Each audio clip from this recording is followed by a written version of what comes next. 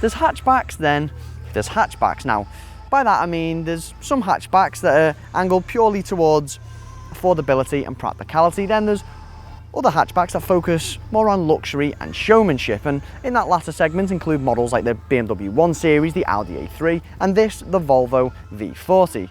Now, there's probably a few different things that come to mind when I mention the brand Volvo. Sweden, of course, safety, old men maybe, and due to its latest advertisements, footballer Zlatan Ibrahimovic. But what's the smallest model in Volvo's range like? Let's find out. If you hadn't already guessed from the outside by those amazing alloy wheels and slightly tweaked grille, this is one of the flagship models, the R design trim in fact, and it comes with a sport steering wheel and some rather lovely leather and fabric seats. And to be honest, from a driver's perspective, you're gonna have a hard time finding any cheap materials. I mean, everything's either nice soft touch materials or leather, as you can see on the doors and on the handle here. The likes of this sliding armrest and two cup holders which are hidden under here just enhance comfort as well. The dashboard layout is typically Volvo, with this remote control-esque layout of buttons here, and you either like this or you don't. And to be fair, it does take quite a while to get used to, especially when it comes to finding what all of these little toggles do. On the kit side of things, all V40s get the likes of Bluetooth, DAB radio and dual zone climate control, but this R design model gets both sat-nav and the addition of a very cool and very useful 8-inch driver information screen behind the steering wheel, and features like this are becoming a must for pretty much any premium car nowadays.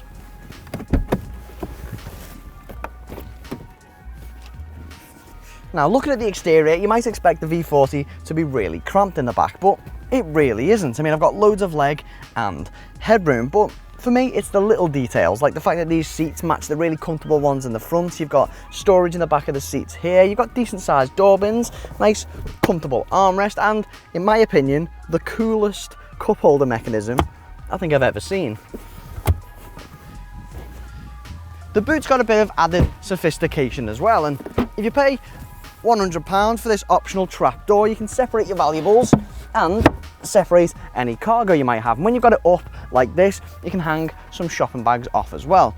Now, in terms of storage capacity in the boot, it is very competitive. You've got 335 litres with the seats up, or 1,032 litres with the seats down. And if you do go for this optional trap door, then the seats fold nice and flat. Great.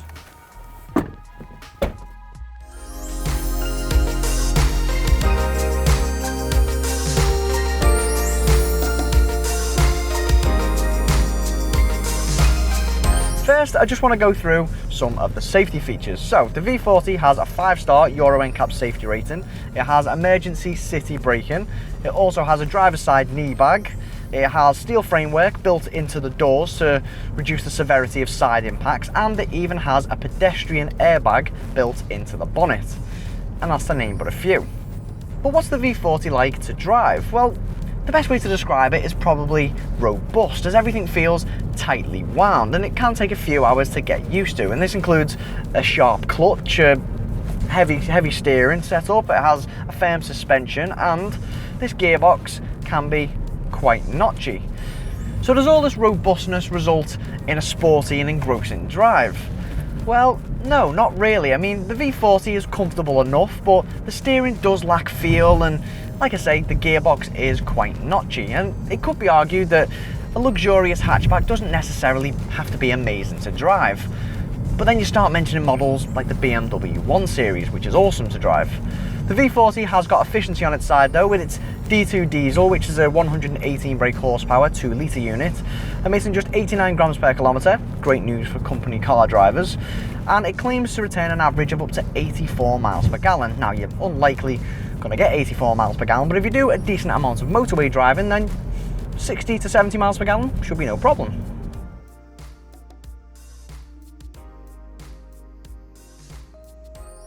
The Volvo V40 slots right in between the BMW 1 Series and Audi A3 when it comes to price, with the entry-level model costing around £20,200. But if you want to go for something a bit more lavish, like this R design model, then you're going to be looking at closer to £25,000.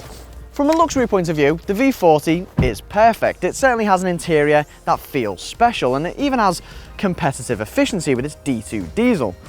class leading competitiveness in fact. But it doesn't feel as special as the BMW 1 Series to drive when it comes to driving dynamics. But if you're purely after luxury, then you might not even care about that. What do you think? Would you go for luxury over fun factor? Let us know in the comments section below, and don't forget to subscribe to our YouTube channel. Click on the inquire button to find out more details about this car, or for any other models, visit carkeys.co.uk. And to watch more reviews, click one of the links on screen now.